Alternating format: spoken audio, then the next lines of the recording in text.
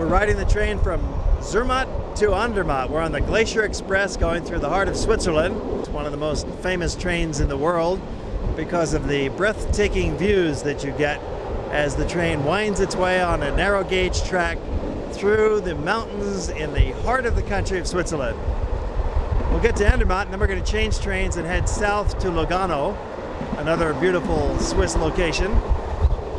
This train ride is really breathtaking. It's a beautiful day, so we have lots of sunshine. You can see the mountains really well. And the glaciers are up way on the tippy tops of the mountains. It's summertime. We're seeing a lot of beautiful flowers and riding first class on the Glacier Express. We leave the narrow, rugged valley of Zermatt behind, and all of a sudden the landscape changes. The valley broadens out and the first large vineyards open up before us on the sunny slope across the valley. And you can enjoy it from the splendor of a train that's practically empty. We're riding first class on the Swiss railway system, and we've got the whole car to ourselves with these comfortable rotating chairs. There are numerous fine sights to be had out both sides of this narrow gauge railroad train. Heading to the southern part of Switzerland into the Italian area called the Ticino through the Cento Valley, 100 valleys. Slightly cloudy, misty day, but we have a nice view out the windows of the small train. Notice the grapes. Oh yes, we're in the Italian part of the country, definitely. They produce their own wines here. Just like in the French-speaking part of Switzerland, they produce some very nice wines. And the German-speaking part, they drink wine, but they drink a little bit more beer than wine. Here it's the Italian area of the Ticino. And then after a couple hours of comfortable train ride, we arrive in Lugano. And here they've got this funicular that takes you from the train station itself down to the town, which is along the lake shore.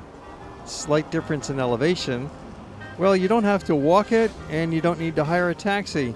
You just buy a ticket on this little tram and in a few minutes you're in the heart of town. This is a very pretty little resort town, and you'll notice the streets here are very narrow. There's no cars allowed in this part of the old town.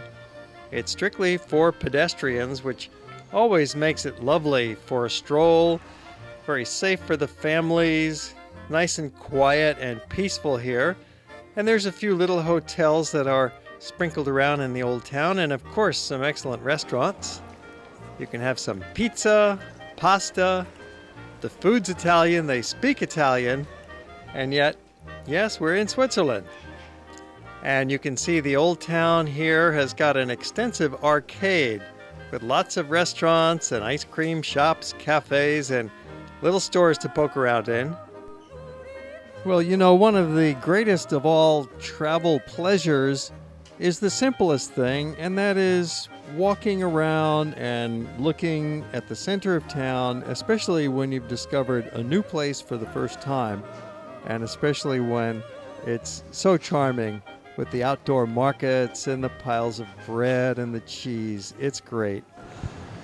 This is Dennis Callan for the Hawaii Geographic Society taking you to Lugano.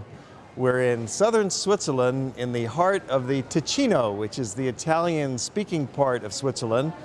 And it's the combination of the best of both worlds. We have the efficiency of Switzerland, we have the culture of Italy, we have the cleanliness of Switzerland, we have the romance and cuisine of Italy. We have this beautiful lakefront and an amazing medieval town. You see the cloisters behind me.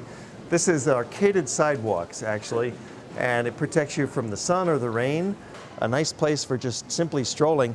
The heart of the old town of Lugano is about 10 square blocks, and then the city continues on for another mile or so in each direction. But it's a small city. Population is only about 35,000. So you really get a comfortable feeling here in Lugano. The people are friendly. You get the feeling it's very safe, and it's very scenic, very picturesque. And then there's the surrounding villages. You can take boat rides to several different places along the lake. There's Gandria, which is a little hillside stone village. Goes right down to the lake. There's Morcote, which is a little village along the lake with beautiful arcades. There's a Switzerland in miniature attraction, and just the boats themselves for the sheer fun of it. And so we go down to the pier on Lake Lugano in the town of Lugano and wait for the boat to arrive. It's very easy to ride these Swiss lake boats. You just go to the ticket booth and they'll explain to you the different prices, the different options, and the price depends on how far you want to go.